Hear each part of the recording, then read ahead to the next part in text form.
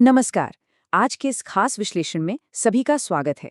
आज हम उन नेशनल और ग्लोबल माइलस्टोन्स पर चर्चा करेंगे जो हमारे आसपास की दुनिया यानी जियोपॉलिटिक्स और टेक लैंडस्केप को पूरी तरह से बदल रहे हैं। 24 और 25 मई 2026 के दौरान कुछ ऐसी जबरदस्त घटनाएं हुई हैं जिनके बारे में जानना सच में दिलचस्प है। तो चलिए बिना किसी देरी के सीधे शुरू करते हैं। आज की चर्चा को हमने 4 अहम हिस्सों में बांटा है। पहला, नवाचार और टेक माइलस्टोन्स। दूसरा, रक्षा और वैश्विक मामले। तीसरा, अर्थव्यवस्था और पर्यावरण अपडेट्स। और आखिर में महत्वपूर्ण तिथियां और सम्मान। आइए इन पर एक एक करके नजर डालते हैं। तो शुरुआत करते हैं हमारे पहले हिस्से से, नवाचार और टेक माइलस्टोन्स, भविष्य का निर्माण। सीनियर सिटीजन्स के केयर सिस्टम में एक बहुत बड़ी क्रांति आ रही है। सामाजिक न्याय और अधिकारिता मंत्रालय ने हाल ही में 2 नए डिजिटल प्लेटफॉर्म्स लॉन्च किए हैं। पहला है जीवन ऐप, जो सच में अपने नाम जैसा ही है। इससे इमरजेंसी मदद, सरकारी योजनाएं और जरूरी जानकारियां एक सिंपल क्लिक पर मिल जाती हैं। और दूसरा है शतायु डैशबोर्ड। ये डैशबोर्ड पूरे देश के अलग अलग जिलों में एल्डरली केयरगिवर्स की उपलब्धता को ट्रैक करता है।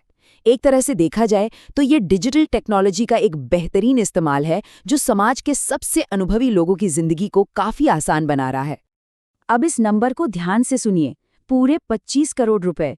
ये वो अमाउंट है जो अनुसंधान नेशनल रिसर्च फाउंडेशन यानी ANRF आने वाले 5 सालों में 10 convergence research centre of excellence में से हर एक को देने वाला है। इस भारी भरकम फंडिंग का मेन मकसद क्या है? दरअसल इसका लक्ष्य साइंस, टेक्नोलॉजी और ह्यूमैनिटीज को एक साथ लाकर आर्टिफिशियल इंटेलिजेंस, रोबोटिक्स और ग्रामीण आजीविका जैसी बड़ी सामाजिक चुनौतियों का सॉलिड समाधान खोजना है। ये सच में गेम चेंजर होने वाला है। अब आते हैं एक ऐसे कॉन्सेप्ट पर जो आज के इस डिजिटल दौर में बेहद जरूरी है, डेटा स्वराज। हाल ही में नई दिल्ली में भारत डिजिटल संवाद के दौरान इस पर काफी चर्चा हुई। सोचिए, जब हमारी डिजिटल इकोनॉमी तेजी से $1 ट्रिलियन के आंकड़े की तरफ बढ़ रही है, तो हमारा डेटा किसके कंट्रोल में होना चाहिए? डेटा स्वराज यही सुनिश्चित करता है कि किसी भी देश का अपने डेटा को कलेक्ट, स्टोर और मोनेटाइज करने का पूरा अधिकार खुद उसी के पास हो। ये नेशनल सिक्योरिटी और टेक आत्मनिर्भरता के बीच एक परफेक्ट बैलेंस बनाने की बेहतरीन कोशिश है। लेकिन इस सब के बीच एक जगह ऐसी भी है जहां हमें अभी काफी काम करना है। नीति आयोग की ease of doing research and development report ने एक बहुत ही इंटरेस्टिंग रियलिटी सामने रखी है। भारत का R&D का खर्च हमारी GDP का सिर्फ 0.65% है, और उसमें भी 64% फंडिंग सिर्फ सरकार यानी पब्लिक सेक्टर से आती है। जबकि दुनिया की बाकी लीडिंग इकोनॉमीज को अगर देखें तो वहाँ प्राइवेट सेक्टर का इन्वॉल्वमेंट सबसे ज्यादा होता है। साफ है, अगर हमें इनोवेशन को अगले लेवल पर ले जाना है तो प्राइवेट कंपनियों को आगे आना ही होगा। टेक्नोलॉजी और एग्रीकल्चर के कॉम्बिनेशन का एक और अमेजिंग एग्जाम्पल देखिए। कटक के सेंट्रल राइस रिसर्च इंस्टीट्यूट ने प्लांट ओपन क्रिस्पर 1 डेवलप किया है। ये प्लांट्स के लिए दुनिया का सबसे पहला AI design genome editing platform है। ये नॉर्मल क्रिस्पर तकनीक से काफी एडवांस्ड है, क्योंकि इसमें नेचुरल प्रोटीन की जगह AI से बनाए गए एंजाइम्स का इस्तेमाल होता है। चावल पर इसका टेस्ट पूरी तरह से सक्सेसफुल रहा है, जो फ्यूचर की खेती और फूड सिक्योरिटी के लिए एक बहुत बड़ी उम्मीद जगाता है। चलिए अब आगे बढ़ते हैं हमारे दूसरे हिस्से की तरफ, रक्षा और वैश्विक मामले, रणनीतिक पहुंच। इंसान की हिम्मत और साहस की कोई सीमा नहीं होती, और इस बात को ITBP और BSF की ऑल वुमेन टीम्स ने पूरी तरह से सच कर दिखाया है। इन टीम्स ने 8,848 मीटर ऊंचे माउंट एवरेस्ट को फतह करके इतिहास रच दिया है। जरा उस डेथ जोन की कल्पना कीजिए, जहां ऑक्सीजन ना के बराबर होती है और खड़ी बर्फीली दीवारें रास्ता रोकती हैं। लेकिन इन बेहद बहादुर महिलाओं ने न सिर्फ उस चोटी पर कदम रखा, बल्कि क्लीन हिमालय अभियान के तहत वहां से कचरा भी साफ किया। ये एडवेंचर और एनवायरनमेंट के प्रति अपनी जिम्मेदारी निभाने का एक बेमिसाल उदाहरण है। ग्लोबल फ्रंट पर चलें तो वहां कूटनीति यानी डिप्लोमेसी नए आयाम छू रही है। PM मोदी की इटली यात्रा के दौरान रोम में जॉर्जिया मेलोनी के साथ हुई बैठक काफी असरदार रही। अब भारत और इटली के रिश्तों को स्पेशल स्ट्रेटेजिक पार्टनरशिप का दर्जा दे दिया गया है। इस मीटिंग में क्रिटिकल मिनरल से लेकर आयुर्वेद तक 10 नए MOUs साइन हुए। साथ ही 2027 को कल्चर और टूरिज्म का साल घोषित किया गया है। और हाँ, एग्रीकल्चर में बेहतरीन योगदान के लिए PM मोदी को FAO के प्रतिष्ठित एग्रीकोला मेडल से भी सम्मानित किया गया। और अब एक ऐसा नंबर जो इन बढ़ते रिश्तों की असलियत बयां करता है, 20 बिलियन यूरो। भारत और इटली ने फैसला किया है कि साल 2029 तक दोनों देशों का आपस का व्यापार इस जबरदस्त आंकड़े को छू लेगा। ये टारगेट दिखाता है कि दोनों की इकोनॉमिक पार्टनरशिप अब एक नए और काफी मजबूत दौर में प्रवेश कर चुकी है। डिफेंस स्ट्रैटेजी की बात करें तो ओडिशा के चांदीपुर में अग्नि-1 मिसाइल का सफल परीक्षण एक बहुत बड़ा कदम है। ये एक शॉर्ट रेंज बैलिस्टिक मिसाइल है जो 1000 किलोग्राम तक का कन्वेंशनल या न्यूक्लियर पेलोड आराम से ले जा सकती है। इसकी रेंज 700 से लेकर 1200 किलोमीटर तक है, लेकिन इसकी सबसे बड़ी खासियत है इसकी रैपिड डिप्लॉयमेंट कैपेबिलिटी, यानी जरूरत पड़ने पर इसको बेहद तेजी से तैनात किया जा सकता है। ये सच में हमारी रक्षा प्रणाली के लिए एक सॉलिड मजबूती है। अब रुख करते हैं हमारे तीसरे हिस्से का, अर्थव्यवस्था और पर्यावरण विकास का संतुलन। 2.87 लाख करोड़ रुपए, ये कोई मामूली आंकड़ा नहीं है। रिजर्व बैंक ऑफ इंडिया ने फाइनेंशियल ईयर 2025-26 के लिए भारत सरकार को ये record breaking surplus dividend transfer किया है। ये अमाउंट अपने आप में हिस्टोरिकल है और ये साफ दिखाता है कि आरबीआई की बैलेंस शीट में 20% से ज्यादा का एक्सपेंशन हुआ है। इसका असर क्या होगा?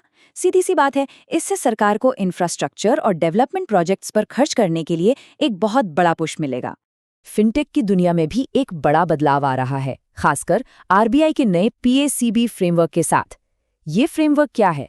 असल में ये क्रॉस बॉर्डर पेमेंट एक्टिविटीज को रेगुलेट और आसान बनाता है। इसके आने से स्काइडो जैसे प्लेटफॉर्म्स को गिफ्ट सिटी में आउटवर्ड रेमिटेंसेस के लिए अप्रूवल मिल गया है। आसान भाषा में कहें तो बिजनेस के लिए अब इंटरनेशनल लेवल पर पैसे भेजना और रिसीव करना पहले से कहीं ज्यादा सेफ और सिस्टमैटिक हो जाएगा। इकोनॉमी से सीधे एनवायरनमेंट पर आते हैं। वर्ल्ड बैंक की एक नई रिपोर्ट बहुत ही दिलचस्प बात सामने लाती है। आज दुनिया में जितना भी ग्रीन हाउस गैस एमिशन हो रहा है, उसका सिर्फ 29% हिस्सा ही कार्बन प्राइसिंग के दायरे में आता है। बाकी 71% हिस्सा अभी भी इससे बाहर है। हालांकि पिछले एक दशक में इससे मिलने वाला रेवेन्यू 3 गुना बढ़ गया है, लेकिन अभी भी ग्रोथ के लिए बहुत बड़ा स्कोप बचा है। और सबसे खास बात यह है कि भारत इस कार्बन मार्केट में तेजी से एक नए लीडर के रूप में उभर रहा है। पर्यावरण की इस चर्चा में चलिए देखते हैं कि ग्लोबल और लोकल लेवल पर एक साथ क्या हो रहा है। एक तरफ है अफ्रीका की लेक करीबा, जो दुनिया की सबसे बड़ी आर्टिफिशियल झील है और जो अब बारिश के बाद वापस अपने उफान पर आ रही है। वहीं दूसरी तरफ दिल्ली में एक छोटी सी लेकिन बेहद खास शुरुआत हुई है, वामन वन। यह फॉरेस्ट डिपार्टमेंट द्वारा बनाया गया एक छोटा सा जंगल है जो बच्चों के लिए एक नेचुरल क्लासरूम की तरह काम करेगा। ये बिल्कुल साफ दिखाता है कि नेचर को बचाने के लिए दुनिया के सबसे बड़े प्रोजेक्ट से लेकर हमारे आसपास की छोटी छोटी कोशिशें सब कुछ बराबर मायने रखती हैं। और अब हमारे आखिरी हिस्से की बारी, महत्वपूर्ण तिथियां और सम्मान, उत्कृष्टता को मान्यता। मिलते हैं भारतीय सेना की पहली महिला कॉम्बैट हेलीकॉप्टर पायलट मेजर अभिलाषा बराक से। इन्हें यूनाइटेड नेशंस का 2025 military gender advocate of the year award मिला है। लेबनान में यूएन पीसकीपर्स के साथ उनकी आउटस्टैंडिंग सर्विस और जेंडर इक्वालिटी को आगे बढ़ाने की उनकी लगन को मिली ये पहचान सच में पूरे देश के लिए एक बहुत ही गर्व का पल है। बैंकिंग सेक्टर की बात करें तो कर्नाटक ग्रामीण बैंक ने तो कमाल ही कर दिया। उन्होंने अटल पेंशन योजना के तहत अपने टारगेट से 142% ज्यादा अकाउंट्स खोले हैं। इस अमेजिंग अचीवमेंट के लिए उन्हें नेशनल अवार्ड भी मिला। ये सिर्फ एक नंबर नहीं है, बल्कि अनऑर्गेनाइज्ड सेक्टर के हजारों वर्कर्स की लाइफ में फाइनेंशियल सिक्योरिटी लाने का एक बहुत ही शानदार कदम है। मई महीने का आखिरी हफ्ता कुछ ऐसी तिथियों का गवाह रहा जो हमें ठहरकर सोचने पर मजबूर करती हैं। 21 मई को पूर्व पीएम राजीव गांधी की याद में नेशनल एंटी टेररिज्म डे मनाया गया। ग्लोबल टेररिज्म इंडेक्स में भारत का 13वां स्थान हमें याद दिलाता है कि ये खतरा अभी टला नहीं है। उसी दिन world day for cultural diversity भी था और फिर 22 मई को international day for biological diversity मनाया गया, जहां इस बात पर जोर दिया गया कि ग्लोबल लेवल पर असर डालने के लिए हमें लोकल लेवल पर एक्शन लेना ही होगा। तो इस पूरे विश्लेषण के बाद एक काफी गहरा सवाल हमारे सामने आता है। आज के ये आधुनिक देश एक तरफ अपनी तेजी से बढ़ती इकोनॉमी और दूसरी तरफ दुनिया के अर्जेंट सस्टेनेबिलिटी गोल्स, इन दोनों के बीच आखिर एक सक्सेसफुल बैलेंस कैसे बनाएंगे? इनोवेशन से लेकर डिप्लोमेसी तक और पर्यावरण से लेकर सामाजिक कल्याण तक, यही बैलेंस तो हमारे आने वाले कल की सच्चाई तय करेगा। तो आज के इस एपिसोड, मेरा मतलब है इस खास विश्लेषण में बस इतना ही।